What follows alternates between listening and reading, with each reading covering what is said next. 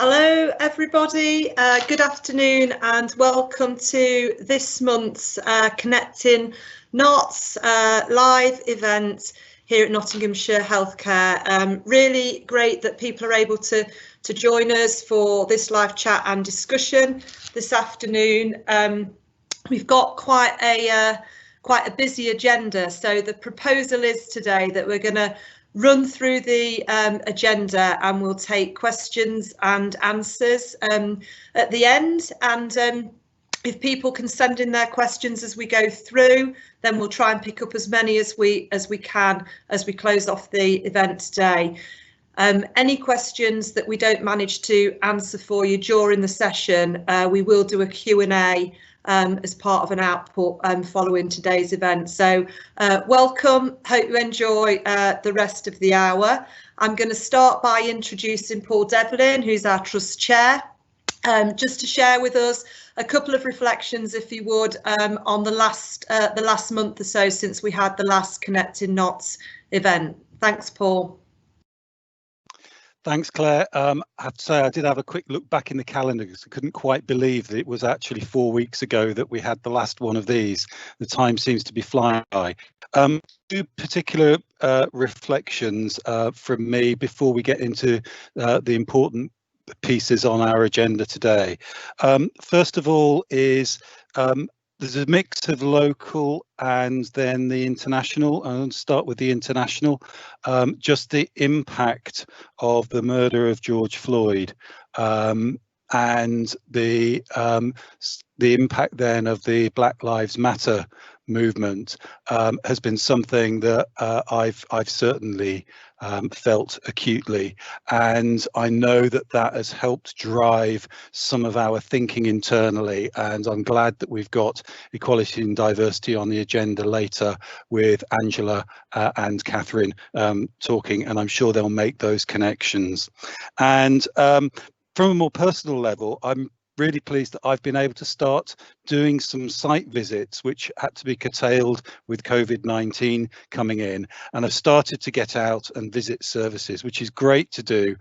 What I'm also doing is having real experience of wearing PPE for a length of time, and I just am left with even more admiration for our staff who are doing their day jobs in PPE and doing that on a sustained basis and consistent basis. So looking forward to today's chat, and I'm going to stop there and hand across to John Bruin. So John, Chief Exec, give us a little bit of an update, John. Hi, hello everybody. Thanks, Paul, for that, and to echo those sentiments too. I've got a brief run through of where we've got to, some of the things that are on our mind, and a bit of an update on sort of next steps. So first of all, as ever, really important to recognise the tremendous contribution all our staff are making, and to say to each and every one, thank you. Your contributions are massively appreciated, and time and again we're hearing so much feedback in terms of working through challenging issues with professionalism, with compassion and kindness, that it has really been a fantastic performance by the whole trust. And as I said before, I'm really proud to be your chief executive, and keep sending us those stories, those narratives, the information about what your teams are doing. Because it's really heartening to get such good news all the time. And if you're missed out, it's nothing personal, and we're not doing it on purpose. Sometimes we don't appreciate the massive diversity of this organisation. So if your team or there's something that you want to flag with us, please send it in, and to give us a prod and say, come on, what about us? Because we know there is so much good stuff out there. And I think certainly over the last few years we've become a bit reluctant to do that for whatever reason, to showcase the great stuff we're doing. So please let us know.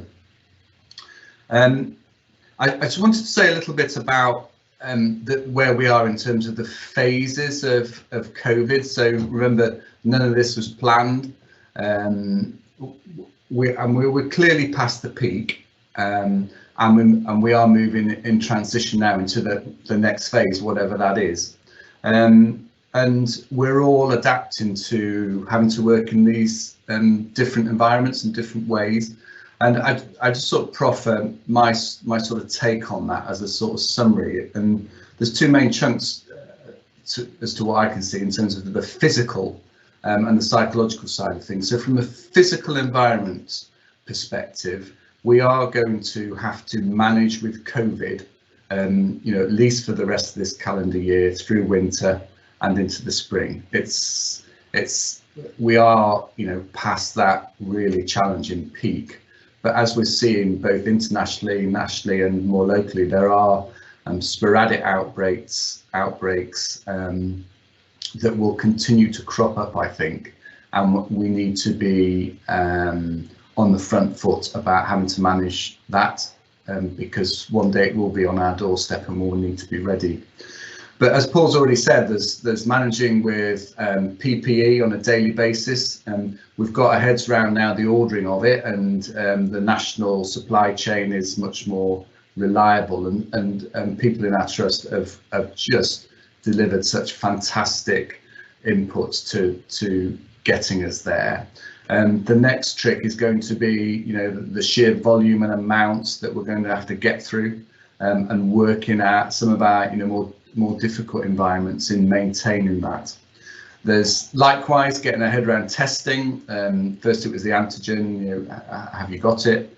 And now it's the antibody testing. We're processing over 200 staff a day in various sites and labs across the county and more broadly.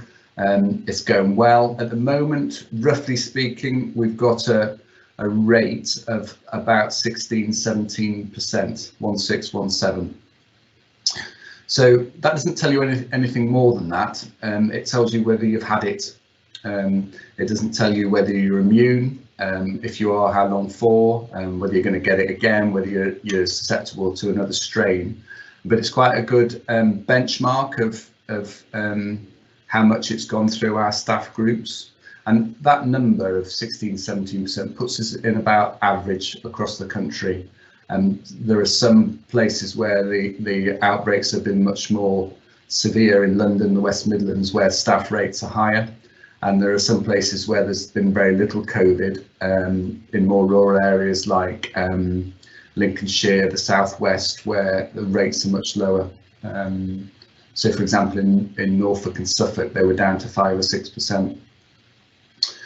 So there's all that having to manage, the challenge about working from home, the benefits of that versus feeling a bit disconnected from either your team or the trust more broadly, and how we support you to feel more comfortable. But it's certainly been a transformation, hasn't it, how we've hopefully been able to support that. And I think it's something that we need to look at how we can continue for the foreseeable future.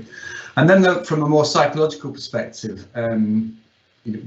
I speak personally, we're all, worried and concerned about ourselves and our families and loved ones, as well as managing within the work environment. And that, again, is not going to change anytime soon. There's having to work in uncertain times. The rules are changing quite rapidly. Sometimes when they first come through, they're not easy to translate or understand. And so the use of face coverings and masks, and when not to, it takes time for us all to get used to that. And again, we need to create an environment and a culture where it's okay to say, well, I'm not sure about this, or I didn't know, or can you give me some more information? We're all on that sort of rapid learning curve. And all that sort of creates a different time, and we are going to need to manage that in the longer term over the coming months. And then to finish, I just want to say a couple of things around the culture and values work, and then I've got a couple of news updates, and then I'll hand over to I think it's Sarah next. So the culture and values, massive sort of pillar foundation of of some of the work that you've all been involved in over the last year. And just to give you an update on where we've got to from a board and executive team perspective. So the values piece, those 5 key words that have been chosen that represents our value base, both the board and the executive team have done what we're calling a behaviours into practice, a BIP workshop. It's taken us about 45 minutes, and we talk as a group about what each of those things, honesty, trust, compassion, respect and teamwork, mean to us collectively, and how that will influence our behaviours, about the behaviours that we will try and stick to, and the ones that we think are, ones that we need to avoid. And the important thing about that is that it's different for everybody. These aren't, statutes that you have to stick by. And whether you're working in, one of the, the HR recruitment teams, whether you're working on one of the wards or in the community or in one of the admin offices, those behaviours into practice are important, that you own that as a collective. And if they're different, that's fine, and it's good. And it's good to have that richness of view and input. And then I just wanted to finish with some updates. So I've got 4 things specifically. So one is around risk assessments. I know lots of people have been filling those in. It's really important that we get those completed for everybody.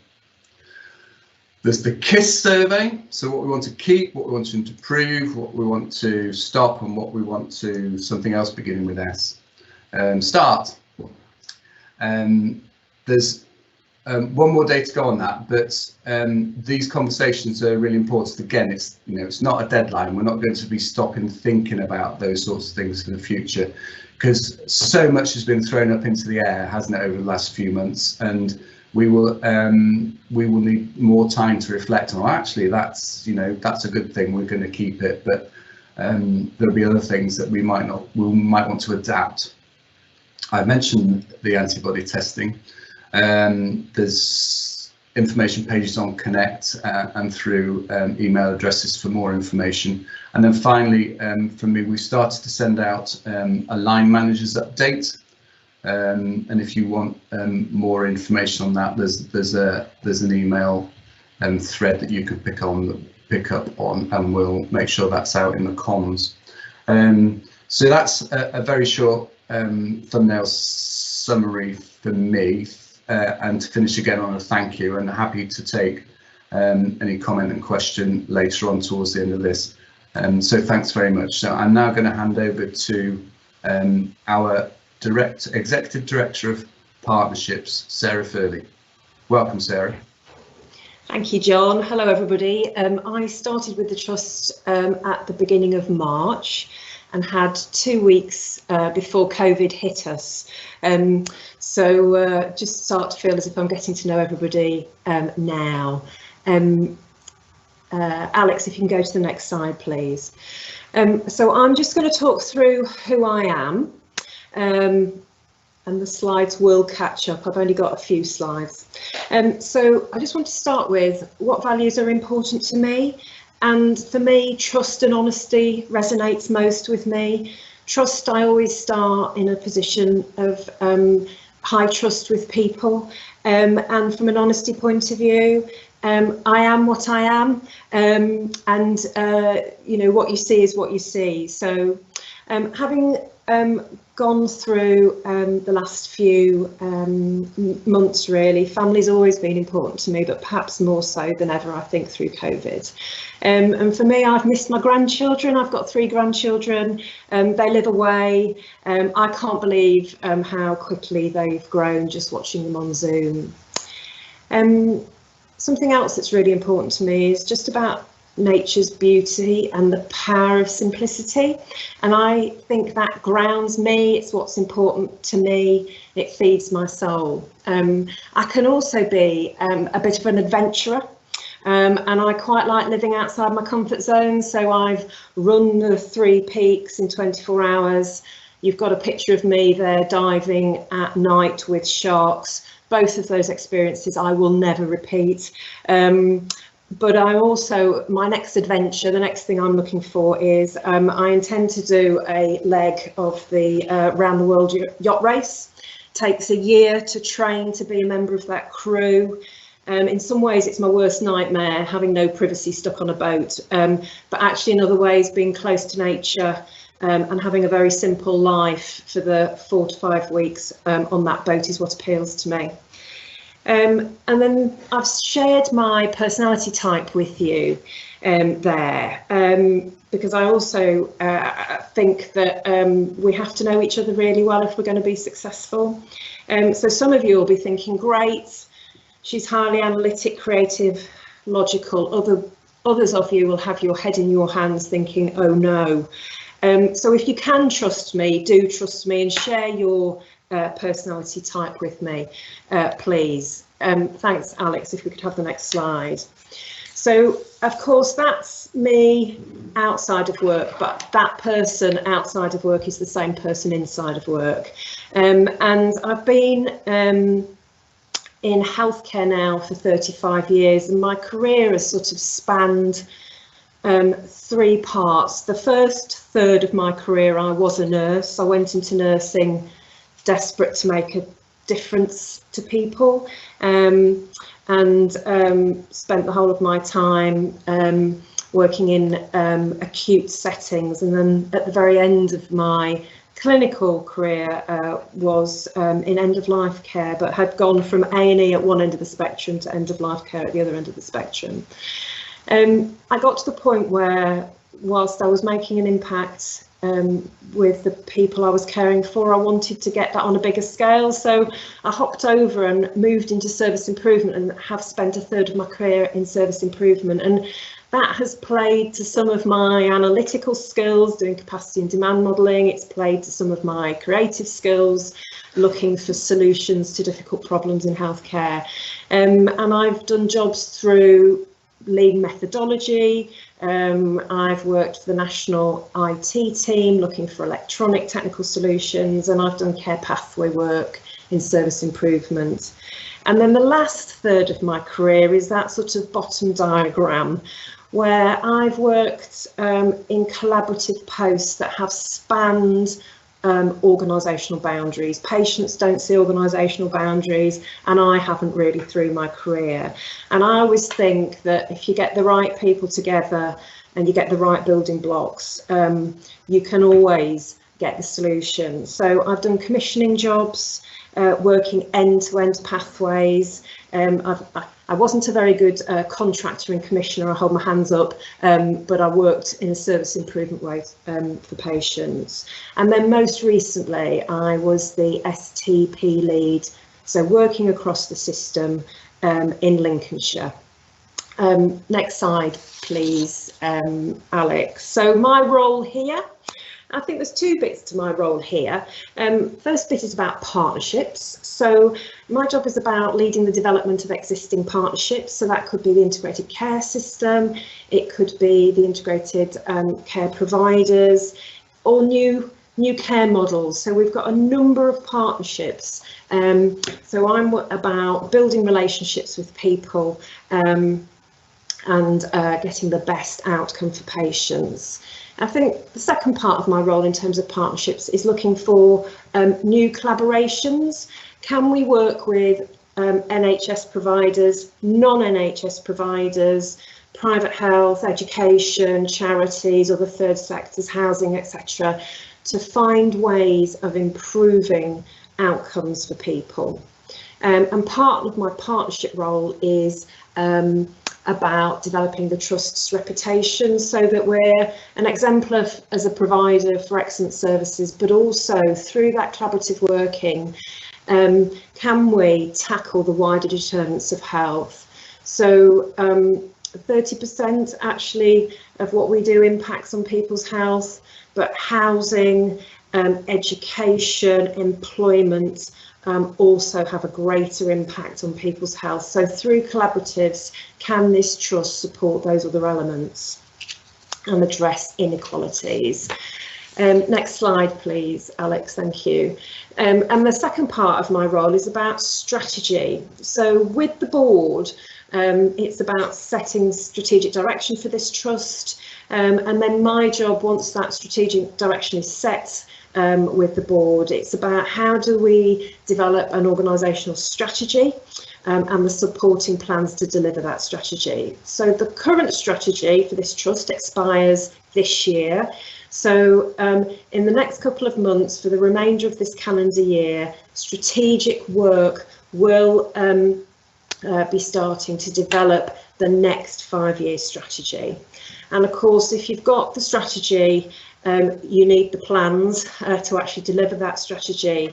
So those last 2 bullet points are also my role, and they're joint roles and responsibilities with my executive colleagues about how we provide leadership to deliver that strategy and improve outcomes, and also the collective leadership, I think, to get the right values, culture for this organisation, and also to make sure that we get the right relationships with key stakeholders so we can meet those obligations as well.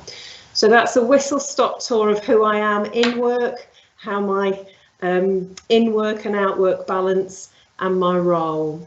So I'm now going to hand over to Julie Atfield, who's going to talk about the mental health division. Thank you, Julie. Hello, good afternoon. Can you hear me? That's all right then.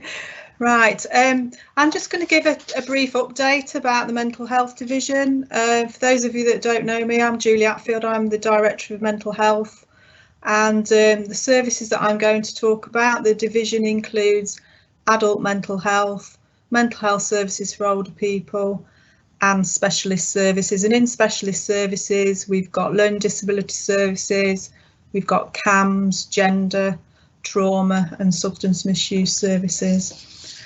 I did want to start off by saying a huge thanks to everybody that contributes either clinically or otherwise to our services. It's been a tremendous effort over recent weeks and months to keep our patients' needs met and to keep people safe, and how that's been done has really inspired colleagues and ourselves and each other in the way that we've been working together to achieve that and face those challenges. There's been a huge amount of change in operating practices across the services. Practices have been grappled with, they've been embraced. We've made lots of changes that have been tolerated, I think celebrated and implemented. There's been a real variety and a host of things done. I think everybody's worked really strongly to meet those challenges, and a special thanks to everybody who's been redeployed to keep services up and running, whilst everybody's also overcoming those personal challenges, shopping for family members, children at home, all of those environmental challenges that have been a real leveller across our services. And it's changed the way I think that we do things and the way that we talk to each other, and I hope that we continue that. Most of my conversations with colleagues start with, how are you? How are things? How are things at home, and how are you managing? And I think that's a real refreshing change that I've seen. So when you're in a bit of your service, you don't always see what's happening more broadly. So I just wanted to give a bit of an outline. In the main, our services have all remained up and running. There's only been very few services that have been stood down, and even they're quite quickly been resurrected. All the services, however, have made lots of changes. We've not had any COVID positive patients in our inpatient services now for over 3 weeks. This is where I just want to touch wood, really, and long may that continue, but it might not. Whilst we haven't got those positive patients in our inpatient services, the impact on us all in the services is still really quite profound. So whilst those patients aren't there, there are other challenges that we're facing. And these are particularly about the inherent risks and consequences of not seeing our patients face to face as regularly or as frequently as we did. I think we're all quite anxious about patients that we've not seen for 3 months, 6 months or 9 months, and we've just spoken to them on the phone, or we've caught up with them on video conference, or we've just not seen them as much as we would have. And I think that's a challenge that we all share. We are also predicting a significant increase in demand and in the need for our services. So as you can imagine, a lot of our attention is focused on that, as well as the recovery and restoration of our services and preparation for what that demand will bring. The services are all thinking about that, and they're all planning, and they're all thinking about imaginative ways to change ways of working and managing that demand. As John said, there's a lot of focus on stop, start and continue. What have we learnt in the last few weeks and months? And what are the things that we want to carry on embracing? Alex and Jenny, I've just got a slide, my single slide, which talks about current divisional priorities. I just want to say that all the pictures on the slide where people are really close together are pre-COVID. I just thought I'd better mention that as a caveat all the time. So the current priorities in the division, there are lots of priorities, and if a service isn't mentioned or highlighted, everything around that is in number 6. We're really keen in the division to improve staff experience and well-being. If we don't get this right, we have really learned that lesson. Happier, more content and satisfied staff provide better care and feel more well themselves, and that helps all our delivery and all of our experiences at work. And that's about the trust aim and objective to make the trust a great place to work and improve it for people who think it's great already. We're also very focused at the moment on improving our adult mental health inpatient services. We do want to improve our rating, but it's not really about the rating, it's about the quality, experience and safety of that service. So there is a lot of focus in the division about those inpatient services that are spanning Nottinghamshire and the care and treatment that's received on those wards. There are quite significant challenges in terms of the environment and the workforce, but as John's message said on Friday, we're definitely seeing some changes in direction. Our next priority is about local mental health team transformation, and I've just seen a question in the live questions and answers about community services. We know that we've got to do a massive piece of transformation around our community services that gets those pathways right for people with enduring mental health problems and people with serious mental illness. And there's going to be a lot more movement on that over the next few months, particularly for people with personality disorder, and making the breadth of support for them more accessible. So watch that space, and we definitely are engaging with colleagues in LMHTs to start the work to plan that.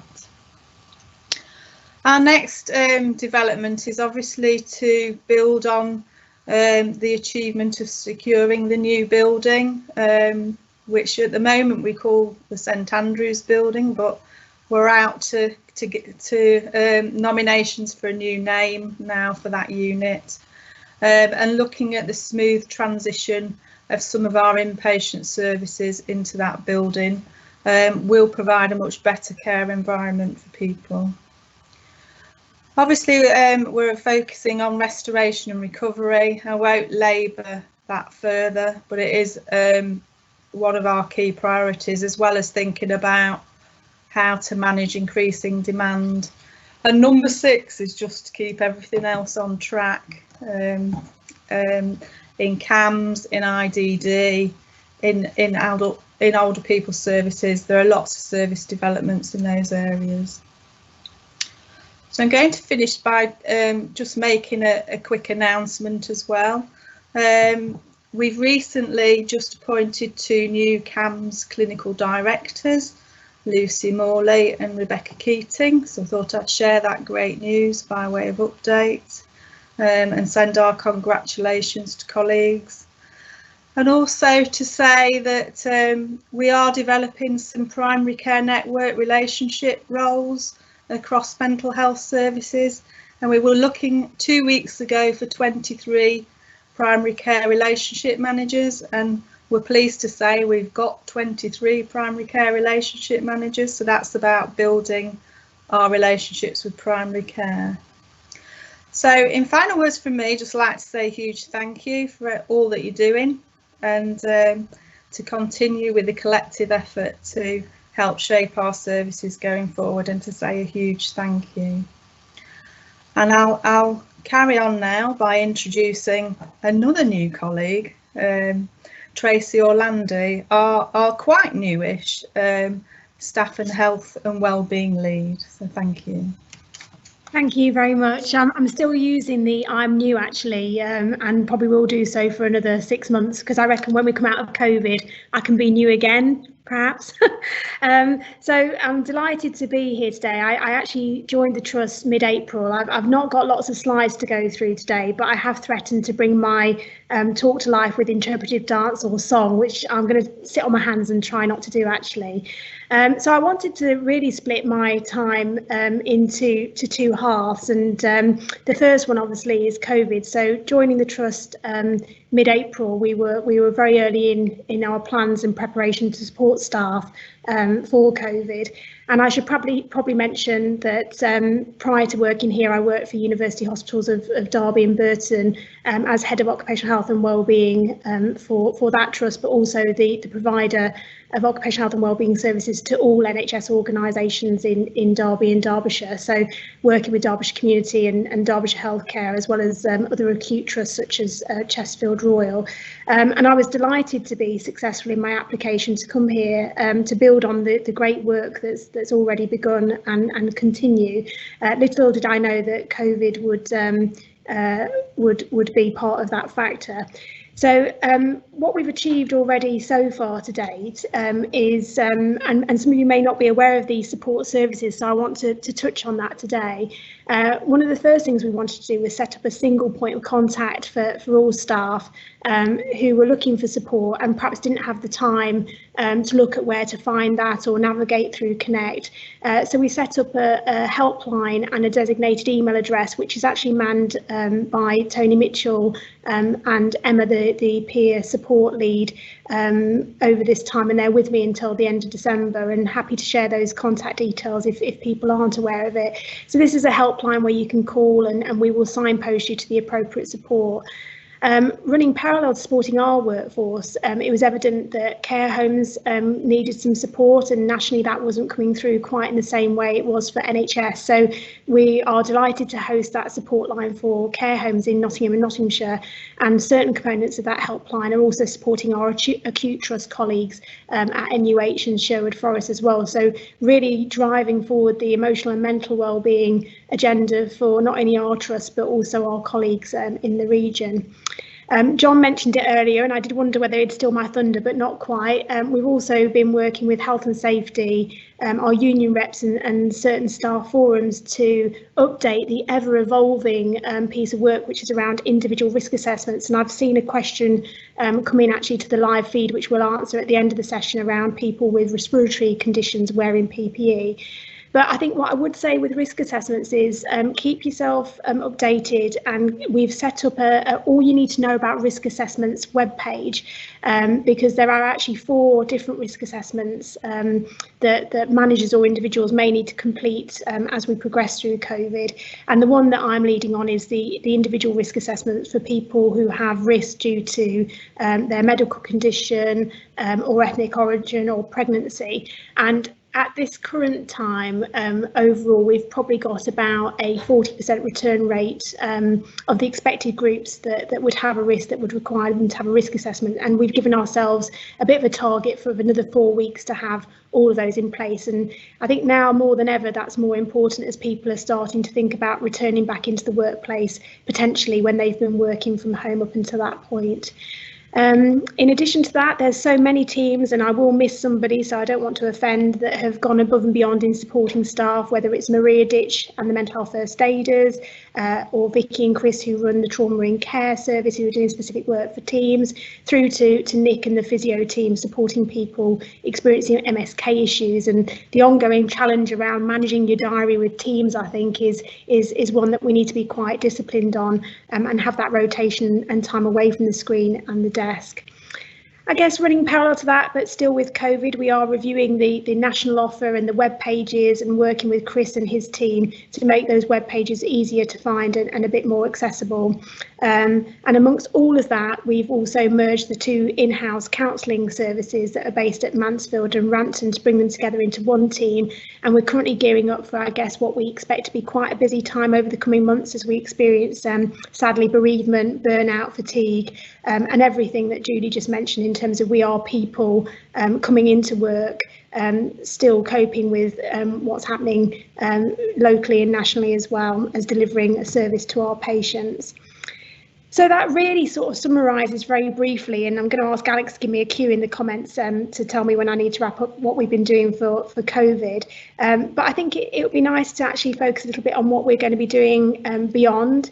So if I could ask Alex to pop up the plan on the page slide. I'm not sure if so this is NHS England and NHS Innovation's wellbeing approach, and you'll see it's broken into two main categories: organisational enablers that help us keep safe and well in work, and then the actual interventions. If we could move the slide up, Alex, onto the plan on a page that's just above that, it will give us an organisational view of what we intend to do within Notts Healthcare. Not sure if we can just do that. I'll talk through it anyway because it's ingrained in my memory. So I think really around organisational enablers, it's about having the right management information to look at what we're doing to support our workforce in different areas, and triangulating that data with organisational outcomes, individual health improvement, and undoubtedly the effect that has on patient care. And that means that we're going to have a really good comms plan, really good data, and an environment as a very basic that's conducive to health and well-being, which is why we've been doing so much work with the health and safety team. And then in terms of intervention, although you can see here that it's around mental health, musculoskeletal health, and the prevention agenda around healthy lifestyles, we're going to sort of put that into two main areas, well, three actually. Intervention when people become unwell, which undoubtedly may be the case. Prevention agenda, looking at public health and how we serve our communities as well. And then our core services, including the occupational health service, the counselling service that I mentioned earlier, building on and supporting Nick's team in physio in terms of, do we need a library of equipment that we can lend out to people, so we're not waiting too long for the procurement of equipment to get those measures in place, and really making sure that they are accessible, consistent, and evaluated across the trust, so that we know that people are being supported in the best way possible. And Alex has just used some wizardry to bring that slide up for you, which sort of just gives a few high-level overviews. So I'll just quickly touch on those before handing over. So if you can see the fonts, the organisational enablers around having a strategic approach to the wellbeing framework, the data that enables us to support people at the time that they need it and where, the prevention agenda focusing on some of the great work that Titch's team have done around the wellbeing roadshows. And I'd like to have a catchphrase, wellbeing on tour, where we take each quarter of the financial year and ensure that we visit all of the places across the trust where our staff would struggle to access services, and actually bring it to you in terms of an in-house provision. I touched on intervention. I think we've got a lot of work to do around stress. So I think we're great at supporting people who've got long-term diagnosed mental health conditions potentially, who may need some time away from work. or may need adjustments in work. But I'm really looking forward to working with the health and safety team to look at how personal stress can impact on work and work-related stress can impact on personal and vice versa. And that will mean joining up with the learning and development and organisational development team as well.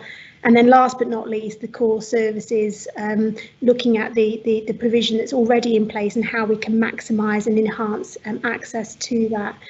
So that was really what I wanted to share, but in the interest of, I'm very jealous around Sarah's presentation and telling a little bit about herself. So I'll just end with that I'm also a qualified fitness instructor and like to do that in my spare time where I can, bringing that health promotion agenda to life. So if you do see me singing or dancing, it's not my fault. It's just that that's what I did about 20 years ago and sometimes forget myself, but we'll still blend that with a strategic approach as well. So I'll end my session there and hand over back to Alex and teams for the next part of the day, and I'll look forward to your questions shortly.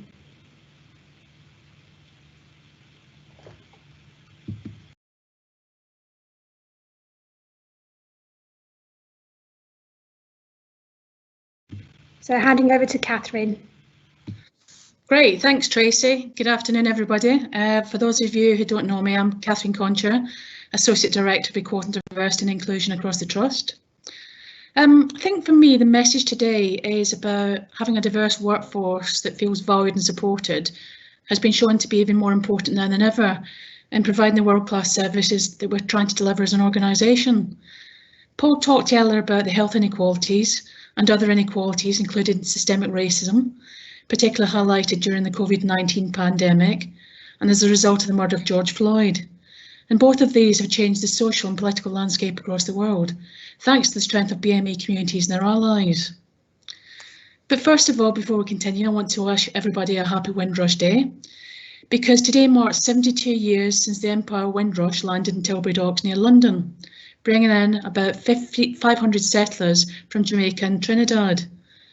The purpose of Windrush Day is to encourage communities across the country to celebrate the contribution of the Windrush generation and of course their descendants, the contribution they've made to British society. What greater than to the NHS, our NHS. So Simon Stevens, if people are interested, he's Chief Executive of NHS England, paid tribute to the Windrush generation this morning in an article published in Health Business. So without further ado, I'm delighted to welcome Angela Walker, one of the co-chairs of the Trust BME Staff Network, and she's going to provide you with a short overview and an update on the network, its successes, aims and aspirations. Welcome, Angela. Thank you. So yeah, just echo what Catherine said about happy Windrush Day and just look on social media to see what is out there at the minute. I'd like to welcome my new co-chair Glenn Thomas, who became our co-chair in February 2020. Pre-COVID, we had approximately 150 network members, but I think as the BME workforce is about 13.5%, so that means 13% of our BME staff have actually joined the network. We saw a slight increase in people wanting to become members post-COVID, with the impact of the disproportionate effect of COVID on BME members and risk assessment and things that were in the media. And then more recently, when we've had meetings around the impact and fallout from George Floyd. So previously we were having bi-monthly face-to-face meetings, but sort of post-COVID from March onwards, we've been having monthly virtual meetings on Teams. And we've noticed that the attendance has gone up and we've been averaging about 50 people on the call, which has been really positive. So we've had meetings in April, May and June. Tracy gave us some of her time when it was her birthday and she was on holiday to actually talk about health and well-being. And then that meeting we actually extended to talk about the impact of the George Floyd. So we didn't envisage when we set up the meeting with Tracy that that was going to impact so widely.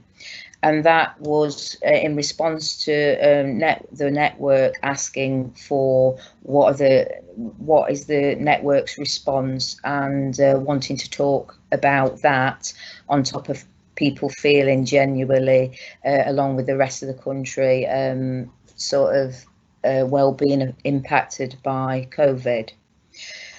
So such was the strength of the feeling from that group that we fed back to the board about feeling that the organisation should put out a statement, which Paul and John actually did in one of the COVID updates. So our next meeting is on the 26th of June. It's a virtual meeting for an hour at 10 o'clock. And then on the Friday, we've just confirmed that we're going to have a questions and answer session at the network's request with Paul and John, followed by a 1 minute silence for Black Lives Matter at 3 o'clock, which is for the whole of the trust. More recently as well, we've put some resources onto the Network Connect page, which we're trying to develop to sort of inspire the difficult conversations, some of the videos around white privilege and other resources where people can just look at some of the blogs and things that are around to help with some of the difficult conversations that are going not only in the workplace, but with friends as well, and families. Also, the BME networks, various members have been involved in pod chats, so which are on Connect. So Bash and Sarah did one with Kevin around Ramadan and how it was different in COVID times. Kumar did one with John Bruin discussing leadership in unprecedented times, and I myself did one with John Bruin on supporting BME staff across the network. I understand one was in production this morning from Harjit and Rashane and Julie, which were talking about some of the issues around systemic racism that will be available shortly. Various members of the network have been trained in value-based recruitment. So myself, along with other network members, have been involved in senior leadership recruitment. Catherine is always ensuring that we are given development opportunities as a network, which many network members have taken up, and to be trained in values-based recruitment it was just one of them. So some of us have been trained in being expert recruiters. I think going forward, probably what we need to do is think about planning the Black History Month, which historically we've always done in October, and it's been a meeting, a conference at Duncan Macmillan House. It's probably likely to be virtual this year with other partnerships, agencies, with what other people were saying about collaboration. So we'll be watching the Pride virtual event closely to see if we can take any lessons from how they run that event. I think that's about it, Catherine. Okay, unfortunately we haven't time to do a roundup, but I'm going to pass back to Claire, who's going to introduce the question and answer session. Thanks, colleagues. Thanks for taking us through everything, and we've had a packed agenda, and you've brilliantly covered off most of what we've needed to do, and stuck fantastically to time, which isn't an easy thing to do. So thank you to everyone for that, and thank you for people for submitting the questions through. I'm going to pick up on a couple of those and ask colleagues that have been supporting this morning to do some responses if I can. As I say, any questions that we don't manage to respond to during the live session, we will pick up as part of the outputs from today on the FAQs. If I can just say as well, before I start those questions, you'll see the Positive Star nominations that are coming up and showing on the screen. So we've had really increased momentum about the number of colleagues that are nominating other colleagues for positive stars. So in April we had 121 nominations and we had 50 in May. We have started to acknowledge those nominations now virtually, and I'm pleased to say that it was Erskine Ward at Rampton Hospital that were the team that won the May Positive Stars nomination, so congratulations to those.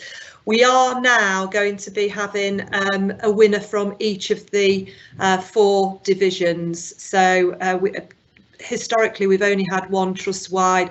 We think that that's a bit light, so keep the nominations coming in. We will be acknowledging who those nominees are, and we will be having one per division going forward. We're just working out how to get the cake to different locations and making sure that it doesn't melt too much in the summer and the sun. So a couple of questions. So Tracy, you mentioned a question that you'd seen on the chat. So we've got some colleagues saying that people with breathing and health issues can't wear face masks, and we've also got staff that are shielding, and how are these people being supported? Thanks, Claire. I think there's 2 questions in there. The first one is that respiratory conditions such as COPD and asthma are on the risk assessment checklist. So I would encourage you to have a discussion with your manager if you're struggling with PPE and look at what some of those adjustments could be. I think I've recently seen quite a lot of information come up on Facebook because obviously more people are wearing masks now as we enter into the next phase of COVID. So what I am going to do is use some of the great information that's on Asthma UK, some experience of people who've been wearing PPE for a while and had their own coping strategies and techniques, and put some additional guidance out there to support people with the wearing of masks. And in addition to that, we know we've got just under 100 people who are shielding, and many more who've been working from home stringently social distancing because other family members are shielding, who are talking about when they're going to be returning to work. So with my colleagues in People and Culture, we're also writing some guidance around returning to work when those factors are present, because there may be naturally a heightened level of anxiety around taking that step into workplace when the time's right. So the message is still work from home where you're able to do so, but we do know that some people have had notification from their GP or treating specialist that they will be able to return to work at some point. So we will have guidance ready and published before that time comes. Thanks, Tracy. I've got a question here for Julie Atfield, which is, will the primary care managers be linked with care coordinators in physical health care who are already working towards linking physical health not only across the trust but also with GP surgeries and social care? Julie, have you got any thoughts on that question?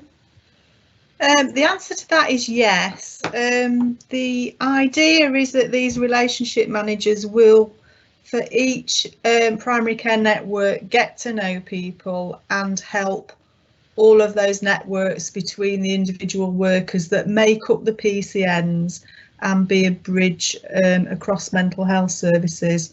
So that's also about ensuring that our patients get access to better physical health care, social prescribing and more social care in the local community. We've got quite a lot of work to do, but the roles are really to help navigate those relationships and join up those different pieces of work. And that's ahead of next year's mental health practitioner recruitment in primary care. I don't know whether it's helpful, Claire, for me to take that other question about LMHT provision that was from Craig Clark. You're absolutely right about the differential around life expectancy. The long-term plan does acknowledge that and is looking for a broader range of interventions and professionals for people with long-term mental health problems.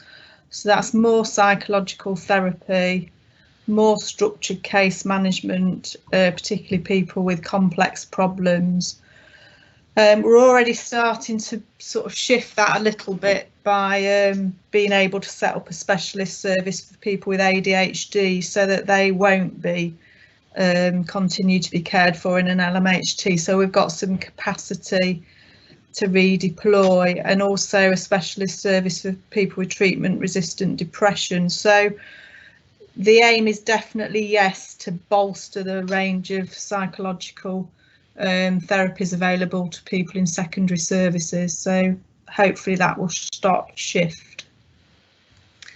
Thanks, Julie. And I've got a question for Sarah Furley. So someone is asking, what will we be taking with us when lockdown ends, and what are the key lessons that we think that we're learning? Thank you, Claire. I think it's a great question, because I think what we've learned is we need a new business as usual. We don't want to go back perhaps to some of the old ways of working. So when COVID was at its peak towards the end of March, beginning of April, we actually started a trust learning log, and during gold command calls we started to capture learning that was happening. And that has continued since the end of March up to today. And at the moment that learning log is with the division's clinical directors corporate services to make sure that it's as full as possible and as accurate as possible. Sometimes learning takes a little bit of time to understand the full learning that's come out of it. So we have that learning log, and what we're going to do is, using the feedback from staff, whether that be through the KISS survey, the Keep, Improve, Start, Stop survey that John mentioned earlier, or other ways of staff feeding back their experiences through COVID, we're going to take the learning log, staff views about what has worked, what hasn't worked, and we're also going to listen to patients and have been listening to patients about what's worked for them. And so taking those 3 bits of information, we're going to use that to help us understand what the priorities are to keep hold of the positive things that have happened through COVID and embed them in our practice, but also to make sure that we stop the things that haven't worked. So that work is ongoing, and I anticipate that work will continue through probably the rest of this year. And as that work is more refined, we'll feed that back into the trust. So we're expecting the output of the KISS survey within the next couple of weeks. Thank you, Claire.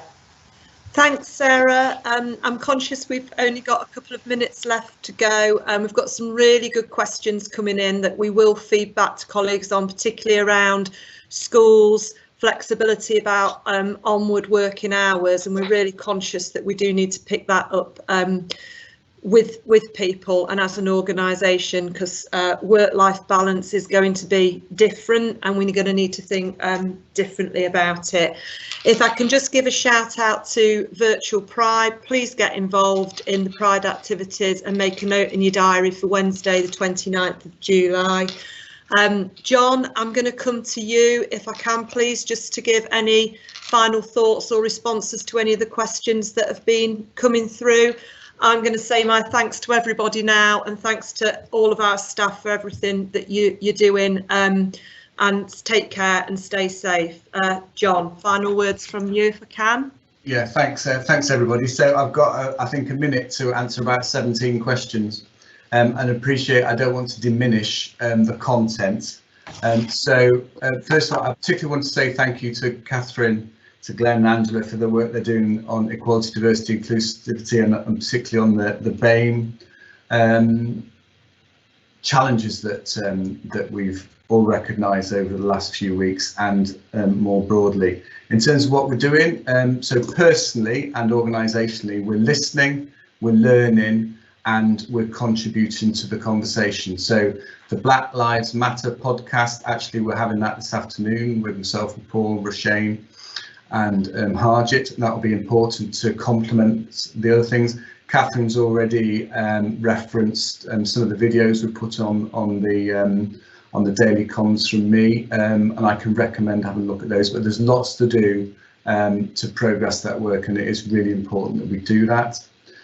Just very briefly, someone's mentioned that the immediate welfare of staff, hopefully that's evident in the way that I'm talking about the fact that it's our number one priority is to making sure that staff are enabled to do their jobs as well as they can, and that is clearly primary here. Yes, values and behaviours are critically important, but both are, and we'll continue to do the necessary work. And then finally, there's a question about masks. Yes, the guidance is quite complicated depending on your environment, and that it can be open to a bit of interpretation and misinterpretation, and it will take us time to get into the right way with that. But the most important thing is to understand the rules and understand how to use a mask properly and when you need to do that, and we'll continue to improve, I'm sure. The working from home, returning to the workplace is important. My view, and I think we've been quite clear on this, if you're able to come back to the workplace and we are sure that it's COVID compliant, then come back. If we can't support that, then working from home continues to be the right thing to do. We will get all students in that want to come and work here, and anybody else, and we'll find a way to get over the induction and onboarding. I've got to go, and to finish with a thanks to all the admin that are the oil in this engine for the fantastic work they do, and yes, they need to get involved in the conversations about transformation. Thank you so much to everybody for this hour and a bit. Sorry for going over. It's all my fault. Have a good day.